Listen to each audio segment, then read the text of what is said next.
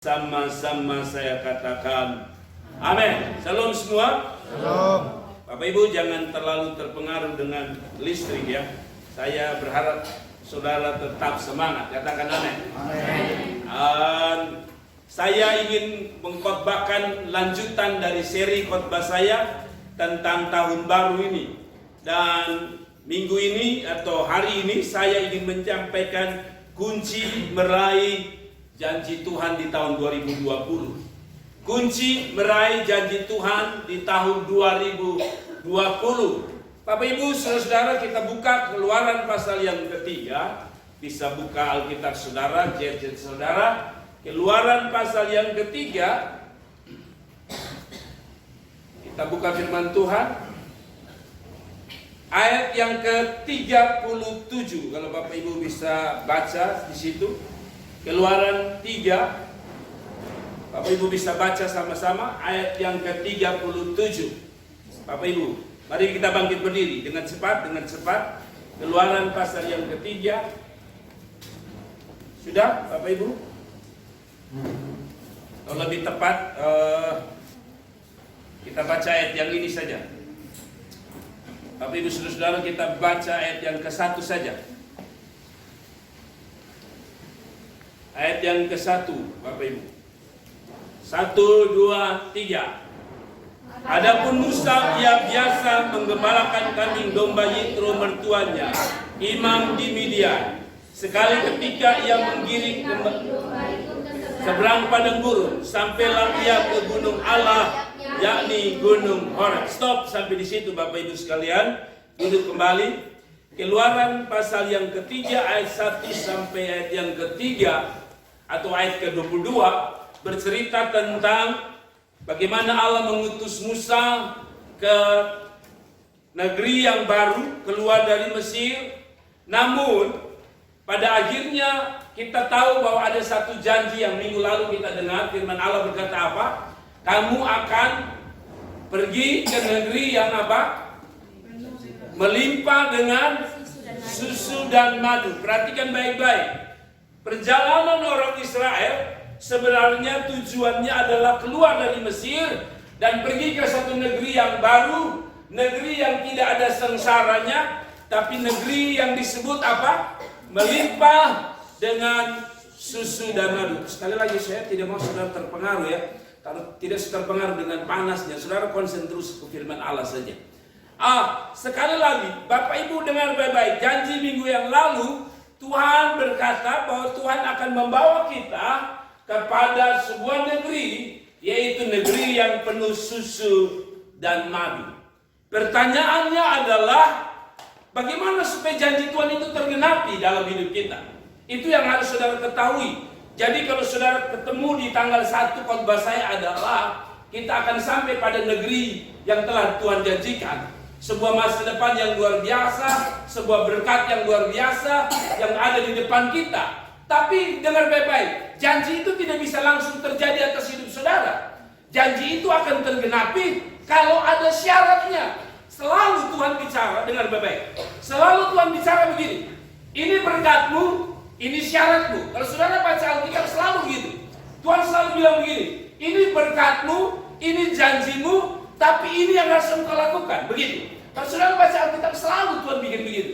Allah tidak selalu menjawab langsung apa yang dia janjikan, tapi Allah selalu membuat syarat demi syarat. Nah, pada waktu saya baca ini di dalam pasal 3 ayat 1 sampai ayat yang ke-22, maka saya mendapati ada rahasia supaya Anda bisa mendapatkan janji Tuhan atau janji Tuhan tergenapi dalam hidup saudara.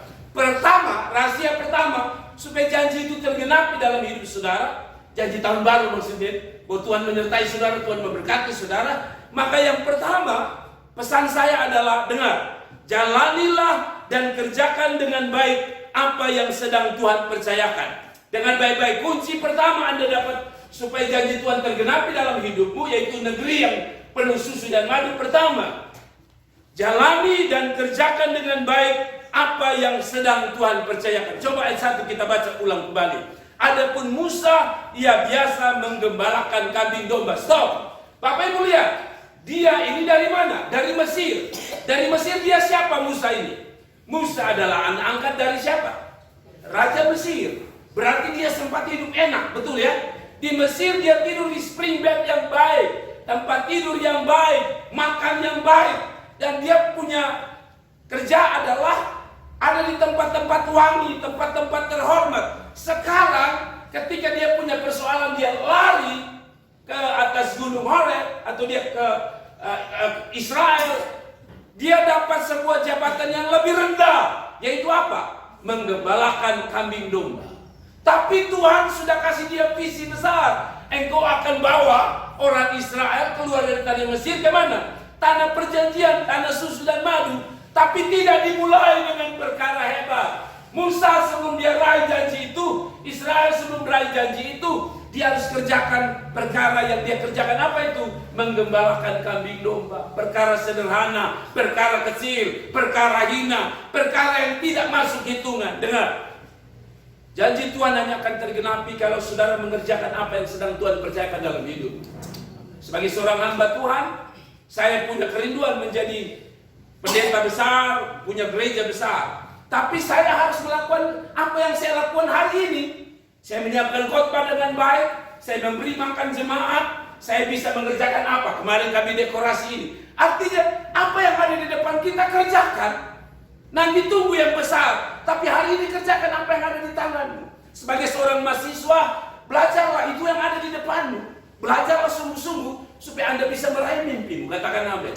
Sebagai song leader, kalau saudara mau pakai song leader dengan luar biasa, bukan hanya di gereja kecil ini, tapi kita akan jadi gereja besar. Tapi saudara bisa jadi song leader di lapangan-lapangan besar. Dimulai dari hari ini. Kalau saudara song leader jangan main-main. Persembahkan yang terbaik. Maka kita bilang, dia pertama menggembalakan domba kecil, tapi akhirnya dia menggembalakan sebuah domba besar, yaitu orang Israel seluruhnya. Dengar baik-baik. Kerjakan apa yang Anda bisa kerjakan hari ini untuk bisa menggapai mimpimu di masa yang akan datang. Katakan amin. Saudara-saudara dengar baik, kerjakan saja.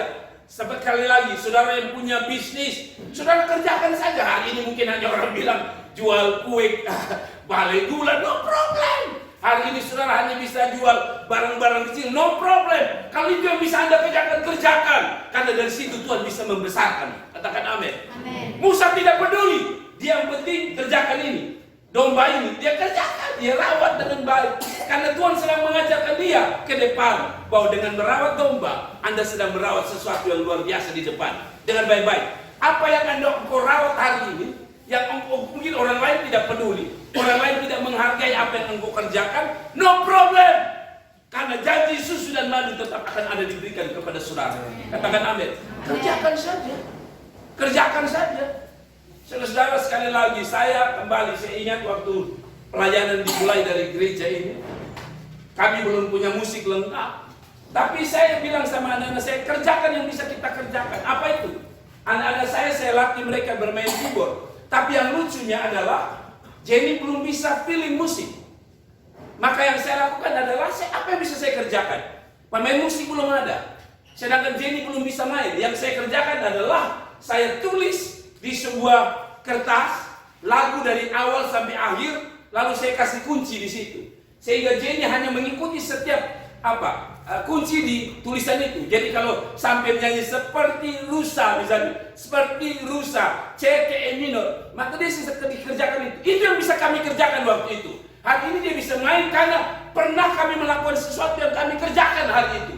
Tapi hari ini, kemarin saya bangga karena bersama dengan Pak Jero dan teman-teman mereka bisa main di Aston. Tapi bayangkan, kalau mereka tidak mulai mengerjakannya beberapa tahun yang lalu, kerjakan saja, maka Aston tidak pernah mereka bisa berdiri untuk melayani di sana. Saya percaya Tuhan sedang menyediakan besar, berkat besar, apabila Anda setia mengerjakan apa yang Anda bisa kerjakan hari ini. Saudara punya bisnis cuci atau laundry misalnya seperti Mael, kerjakan. Karena mungkin dari situlah Tuhan bikin ekonomi kita berkembang, bertumbuh lebih luar biasa. Katakan amin. Kalau hari ini saudara hanya dipercayakan sebagai pesuruh di kantor, kerjakan. Karena Tuhan sedang mempercayakan sesuatu itu untuk Tuhan sediakan yang lebih besar di hadapan saudara. Katakan amin. Yang kedua, kalau Anda mau janji Tuhan tergenapi, milikilah pengalaman rohani dengan Tuhan. Makin dalam memiliki pengalaman rohani, Hidup ini bukan hanya pengalaman jasmani, diberkati punya uang, biasa orang dunia punya. Tapi yang harus Anda punya untuk meraih janji Tuhan, Anda harus punya pengalaman-pengalaman rohani. Baca ayat yang kedua dari pasal yang ketiga ini. Ayat 2 dan ketiga, lalu malaikat Tuhan menampakkan diri kepadanya di dalam apa? Nyala api yang keluar dari mana? Semak duri. Lalu dia melihat dan tampaklah semak duri itu apa?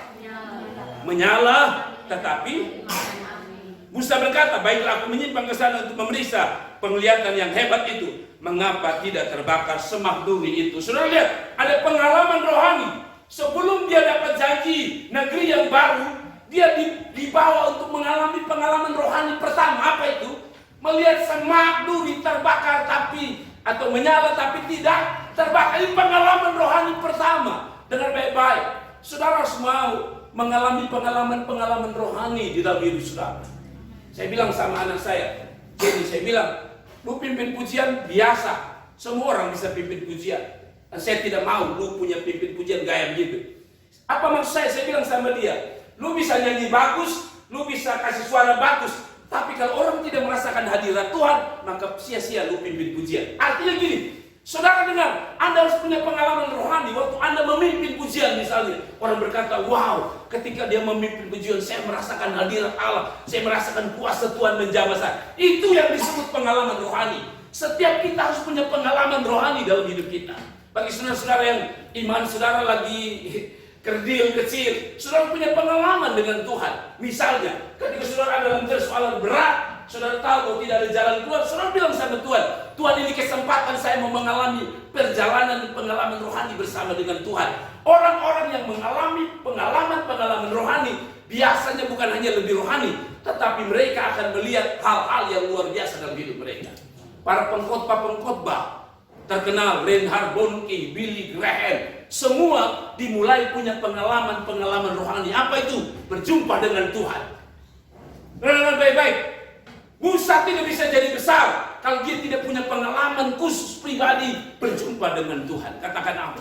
Saudara datang ke gereja bukan hanya ketemu saya. Saudara datang ke gereja bukan hanya ketemu orang-orang yang ada dalam gereja ini. Saudara datang karena saudara ingin mengalami perjumpaan pribadi dengan Tuhan. Anda harus mengalami, katakan amin. Sebab kalau tidak, gereja akan menjadi kering dalam hidup saudara. Saudara akan menjadi bosan, jenuh. Dan itu akan membuat Anda jenuh. Dan pada waktu Anda jenuh, Anda akan pergi dari rumah Tuhan. Akan pergi dari pelayanan. Kenapa? Karena Anda tidak punya pengalaman rohani dengan Tuhan. Katakan amin. Saya ingin 2019 saya mengalami banyak perjalanan saya bersama Tuhan. Tapi saya tidak mau. Itu cerita lama bagi saya. Bagi saya Tuhan sedang menyediakan 2020 perjalanan rohani yang lebih luar biasa. Katakan amin. Saya tahun ini adalah tahun yang paling sibuk sehingga saya sakit luar biasa. Tapi bagi saya menikmati janji Tuhan bahwa satu waktu saya akan dipakai Tuhan. Dan tahun 2019 di bulan Desember ketika saya jadwal saya luar biasa. Kenapa? Karena kita mau mengalami pengalaman rohani yang baru lagi dan yang baru lagi. Katakan amin. Saudara, yang ketiga. Orang yang akan meraih janji Tuhan adalah orang yang berprinsip hidup takut akan Tuhan. 2020 mau model apapun susah kita, kalau kita hidup takut Tuhan, Tuhan pelihara kita. Sudah lihat ayat yang ke-4 sampai 6. Ketika dilihat Tuhan bahwa ia menyimpang, maksudnya Musa mau pergi lihat ini mujizat yang terjadi, belukar menyala tapi tidak terbakar. Waktu dia ingin periksa apa yang dikatakan, ketika dilihat Tuhan bahwa Musa menyimpang untuk memeriksanya, berserulah Allah dari tengah-tengah semak duri itu kepadanya, Musa, dalam bahasa Inggris Moses, Musa, dan ia menjawab, ya Allah. Ayat 15, lalu dia berfirman, jangan datang dekat. Apa? Tanggalkan kasutmu dari kakimu, sebab tempat di mana engkau berdiri itu adalah tanah yang kudus. Saya tidak akan baca semua. Dengar, pada waktu Musa mau memeriksa mujizat itu, miracle itu, yaitu apa? Rumput yang menyala tapi tidak terbakar. Waktu dia mau memeriksa, Tuhan bilang gini, hai, tempat di mana engkau injak itu adalah kudus. Tanggalkan kasutmu. Artinya gini. Orang takut Tuhan itu di mana engkau berdiri, engkau harus tahu bahwa engkau harus hidup benar di hadapan Tuhan. Saudara lihat, setiap langkah kita ketika Musa melangkah, dia bilang, itu kudus itu. Artinya apa? Di mana Anda kerja, Anda harus tetap benar di situ. Tidak bisa Anda hanya di gereja kita benar, lalu di luar kita tidak benar. Katakan amin. Anda jualan, Anda di situ, dikatakan di situ kudus. Gereja bukan tempat kudus saja, tapi di mana saja Anda berdiri, di situ kudus. Artinya gini, di mana saja Anda berada, Anda harus hidup takut akan Tuhan.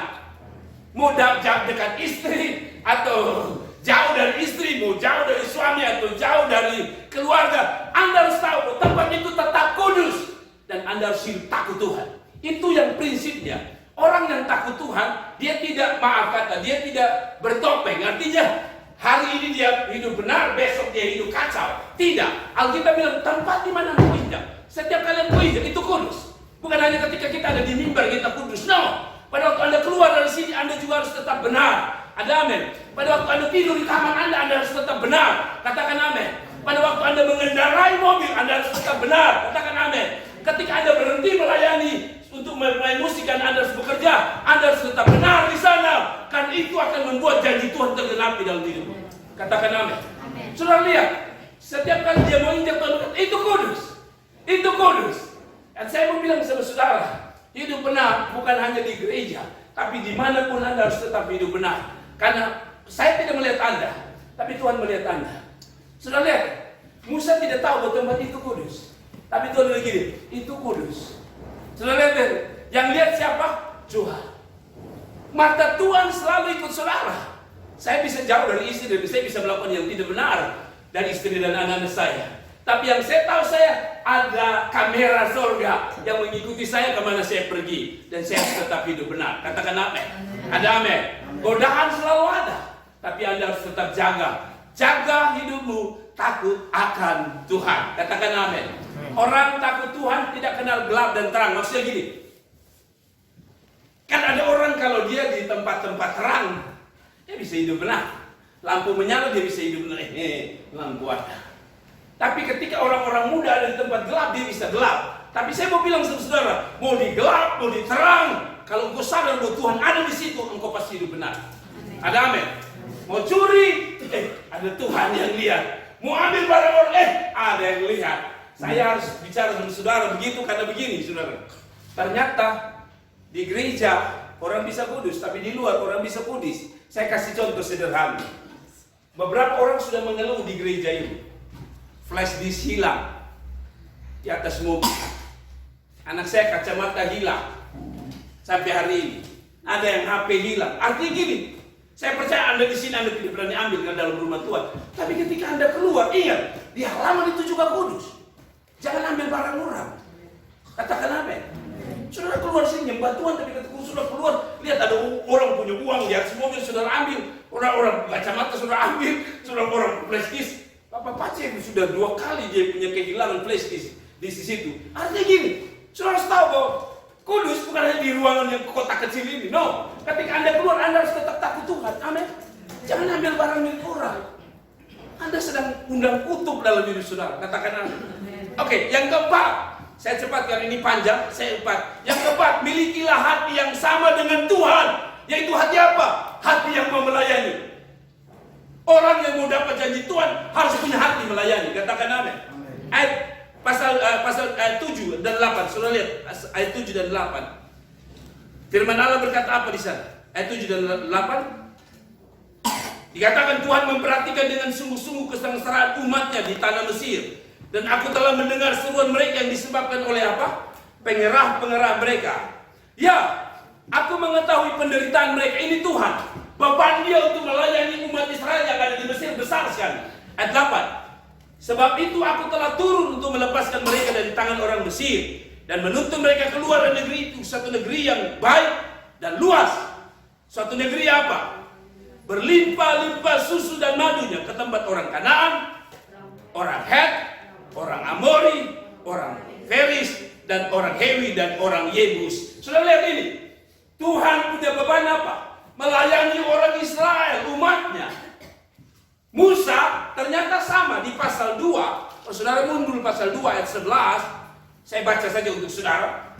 Pada waktu itu ketika Musa telah dewasa, ia keluar mendapatkan saudara-saudaranya untuk melihat kerja paksa mereka. Lalu dilihatnya seorang Mesir memukul seorang Ibrani.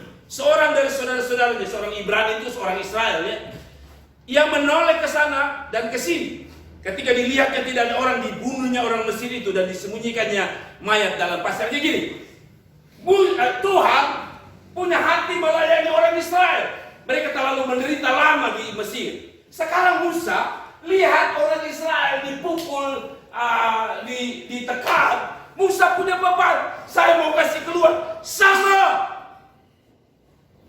Musa tidak pernah lihat janji Tuhan yaitu negeri dan keturunan yang melihat negeri yang penuh susu dan madu. Kalau tidak punya hati melayani Tuhan. Saudara dengar baik-baik. Dengar baik-baik orang tua. Bukan hanya Anda memberi kesempatan anak-anakmu melayani Tuhan, tetapi berilah hidupmu sendiri untuk melayani Tuhan. Katakan amin.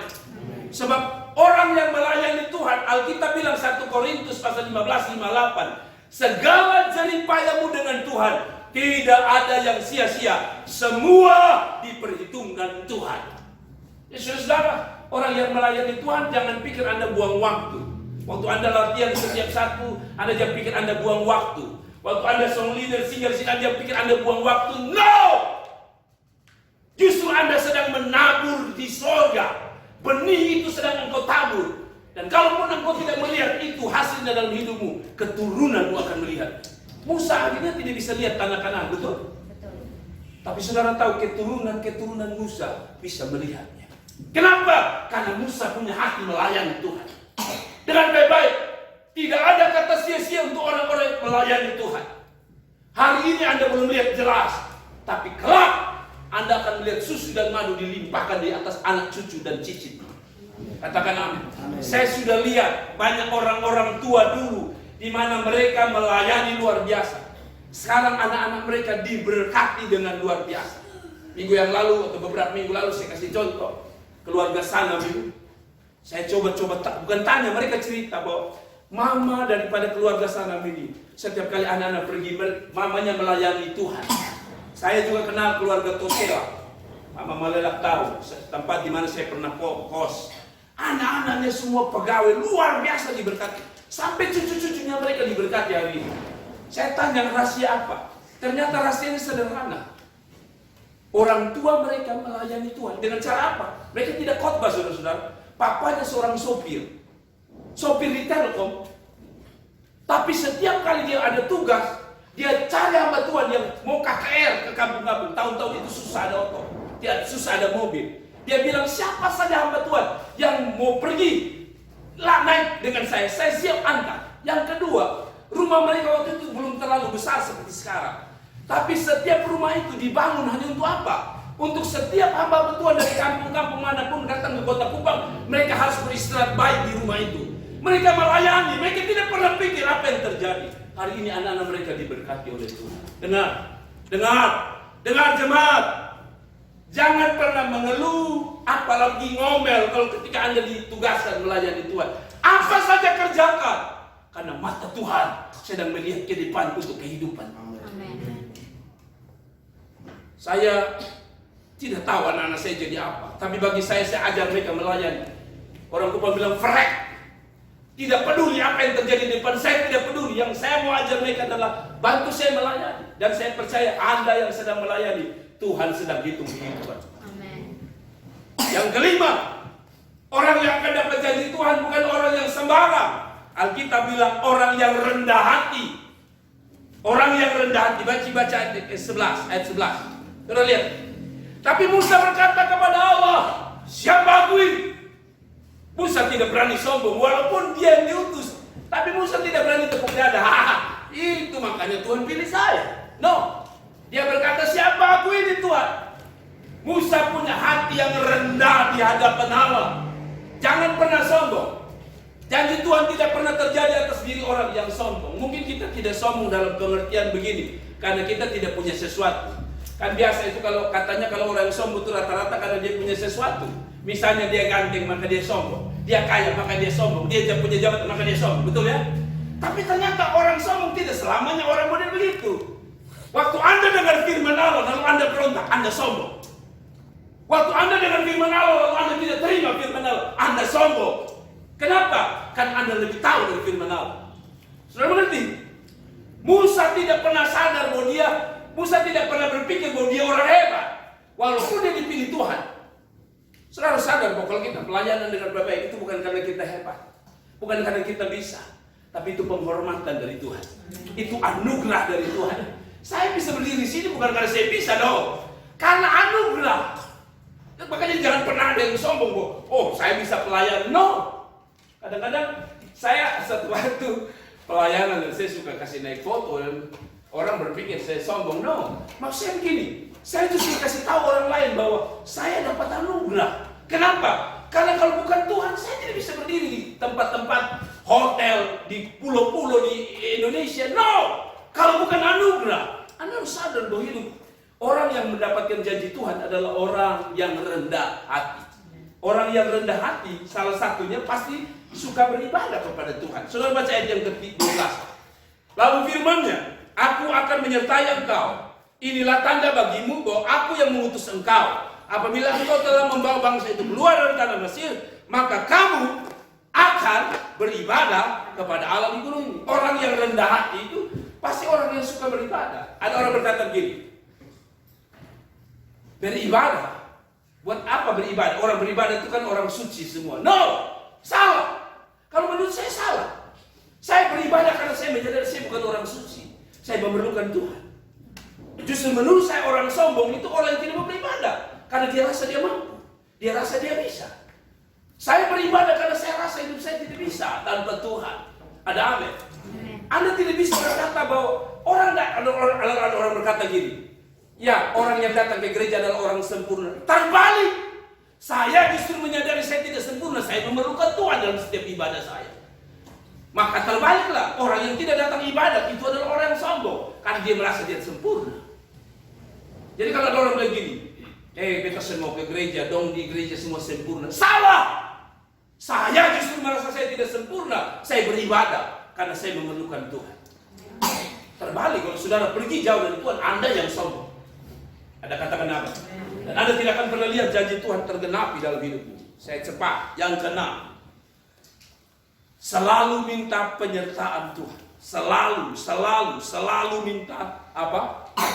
Penyertaan Tuhan. Selalu minta penyertaan Tuhan. Ayat yang ke-13. Lalu Musa berkata kepada Allah, tetapi apabila aku mendapatkan orang Israel dan berkata kepada mereka, Allah nenek moyangmu telah mengutus aku kepadamu, dan mereka bertanya kepadaku bagaimana tentang namanya, apa yang harus kujawab kepada mereka? Ayat 14. Firman Allah kepada Musa, aku adalah aku. Lagi firman-Nya, beginilah kau katakan kepada orang Israel, aku telah mengutus. Dengar baik-baik. Telah mengutus aku kepadamu. Dengar baik-baik, kata mengutus. Saya ingat, memang tidak ada kata di sini bahwa ada penyertaan Tuhan, tapi begini. Saya ingat dosen saya mengatakan gini. Jer ingat, dia bilang kepada kami semua, para mahasiswa, kalau Tuhan yang mengutusmu, maka yakinlah bahwa Tuhan menyertaimu. Saya suka kata ini. Saya ingat dosen saya mengatakan gini, Jer, kalau Tuhan yang panggil hidupmu, Tuhan yang mengutus hidupmu, dengar, Tuhan yang akan menyertaimu dan Tuhan yang akan bertanggung jawab dengan hidupmu. Saya ambil kesimpulan kata mengutus itu ada hubungannya dengan penyertaan Tuhan. Dengar baik-baik. Kalau Tuhan panggil saudara berjemaat di sini, kalau Tuhan panggil saudara lahir di dunia ini, berarti Tuhan mau menyertai saudara. Katakan amin.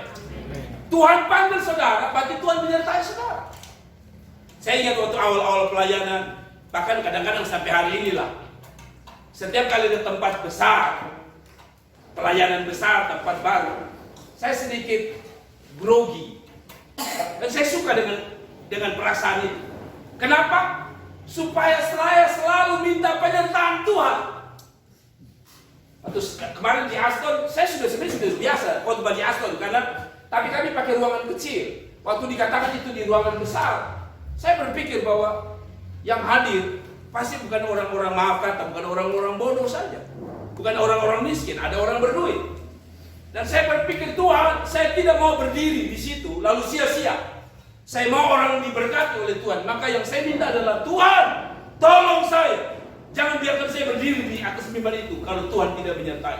Apa artinya? Orang yang mendapat janji Tuhan adalah orang yang selalu minta penyertaan Tuhan di dalam hidup. Amin. Bangun pagi berdoa, Tuhan pimpin saya sepanjang hari ini. Mau pergi berjualan, minta Tuhan pimpin saya hari ini. Mau pergi order gula, pasir, beras, berdoa minta penyertaan Tuhan. Kenapa? Sebab tanpa penyertaan Tuhan tidak mungkin berhasil. Semua tokoh-tokoh Alkitab berhasil karena disertai Tuhan. Daud jadi raja besar karena disertai Tuhan. Musa dipakai Tuhan karena disertai Tuhan. Seluruh tokoh-tokoh dalam Alkitab karena disertai Tuhan. Siapa Anda? Sehingga Anda tidak minta penyertaan Tuhan. Makanya tanggal 1 saya bilang, kalau bisa semua hadir. Kenapa? Karena kita sadar kita butuh penyertaan Tuhan. Katakan amin. Katakan amin. Dan yang terakhir, orang yang meraih janji Tuhan adalah dia yang tidak menyerah pada tantangan. Saya tutup dengan poin terakhir. Mereka yang mendapatkan janji negeri susu dan madu bukan orang-orang gampang, bukan orang-orang yang tidak ada masalah. Justru orang-orang yang ada masalah tapi tidak menyerah. Dengar baik-baik, orang yang akan dapat janji Tuhan adalah orang yang bukan tidak ada masalah. Justru mungkin dia punya masalah lebih besar, tapi mereka yang memilih untuk tidak menyerah waktu tantangan dan persoalan datang. Kita baca ayat terakhir, ayat 19. Tetapi aku tahu, ini. Jadi begini, orang Israel dijanji keluar ke negeri baru, ke tanah perjanjian yang ada susu dan madu. Tapi waktu keluar, walaupun Tuhan yang panggil, ternyata tidak gampang keluarnya. Sebab ayat 19 bilang begini, tapi aku tahu bahwa Raja Mesir tidak akan membiarkan apa? Kamu pergi, kecuali dipaksa oleh tangan yang kuat. Dengar baik-baik, ternyata walaupun ada janji untuk pergi ke negeri Israel, keluarnya tidak gampang. Keluarnya susah. Kata orang Madura, susah keluarnya. Remaja. Saudara baik, mau keluar, Tuhan yang suruh keluar. Sekarang Tuhan bilang, tapi waktu engkau mau keluar, bahasa sederhana, nanti lu susah. Raja akan kasih keluar gampang-gampang.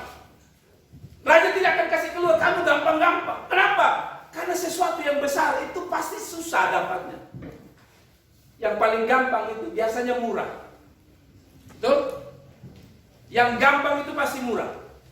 Contoh, pohon kedondong yang itu ada di situ, pohon kedondong hutan. Saudara tanam stek, yang besar langsung dia besar. Tapi mangga tidak bisa. Betul? Mangga harus tanam dan bertahun-tahun. Beda dengan nanti orang bilang apa tuh? Cangkok, ya saya tidak hubungan dengan cangkok. Ini bicara tentang sesuatu yang alami. Ternyata sesuatu yang apa? Yang besar, yang kita mau dapat, yang mahal, itu tidak gampang. Harta di Papua tidak bisa gampang. Emas yang ada di bawah, kalau saudara lihat cara mereka gali, itu ngeri. Gali emas itu, ternyata saya lihat, itu galiannya di bawah sekali. Mobil yang besar-besar itu, jadi kecil begini.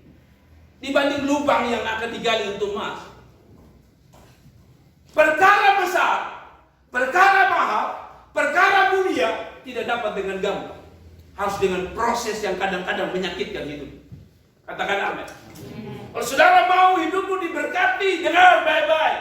Anda harus lewat proses. Yusuf dapat menjadi Perdana Menteri di Mesir. Dengar, prosesnya menyakitkan. Jadi kalau saudara mau ikut Tuhan, mau dapat berkat besar, prosesnya harus besar. Katakan amin. Saudara tahu, bikin baju makin mahal, prosesnya makin sulit. Ibu-ibu itu bayangkan, baju yang normal, yang gampang, hanya baju seperti ini lalu kancing, selesai. Tapi Anda tahu yang paling mahal itu susahnya apa? Sudah kancing seperti ini, di dalam kancing mereka mau tata lagi permata. Taruh yang kecil-kecil, itu mahal dan taruhnya tidak gampang. Bayangkan, kalau asal-asal ditaruh pakai lem kertas, maka ketika Anda jalan itu permata jatuh. Itu prosesnya tidak gampang. Dalam hidup kita harus sadar bahwa semua yang besar kita akan raih kalau kita juga siap menghadapi tantangan yang besar. Katakan amin. Amin. Siapa yang biasa main game di sini? Kalau Anda bermain game, makin naik level, apa yang jadi? Makin sulit. Anda biasa main game, kan? Level 1 biasa, level 2 biasa, level 3 biasa, level 4 dan seterusnya. Apalagi kalau saudara mau akhir dari sebuah game, itu tingkat susahnya tingkat dewa. Saya mau bilang sama saudara, susu dan madu ada. Tapi orang-orang yang melewati proses dan tidak menyerah yang akan memetik susu dan madu atau mengambil susu dan madu. Jangan harap Anda mau petik susu, madu dan segala sesuatu kalau Anda tidak, atau Anda gampang menyerah, putus asa, hilang harap waktu Anda diproses Tuhan. Katakan amin. Katakan amin. Hidup ini harus diproses oleh Tuhan. Saudara baca apa yang terjadi setelah diproses Tuhan. Mari kita baca sebagai penutup.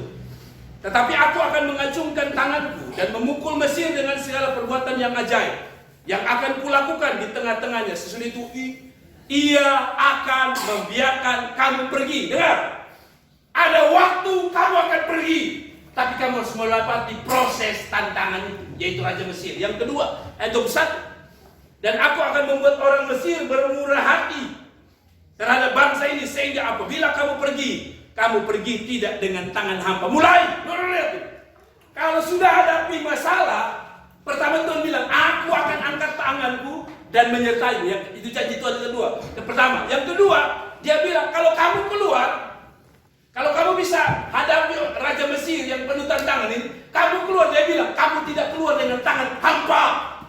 Dengar, proses Tuhan tidak akan membuat engkau mendapati sesuatu yang hampa. Tapi ada sesuatu yang Tuhan berikan pada waktu engkau mau melalui proses itu dan tetap tidak memilih untuk tidak menyerah dalam hidup saudara. Katakan amin. Setiap proses kita berbeda. Ada orang diproses dengan suami, ada orang diproses dengan anak-anak, ada orang diproses dengan pekerjaan dia, ada orang diproses dengan kehidupan dia sendiri, ada orang diproses dengan tetangganya, ada orang diproses dengan banyak perkara. Tapi orang-orang yang tidak menyerah dikatakan dia tidak akan dapat sesuatu yang hampa, tapi susu dan madu. Yang terakhir ayat 22.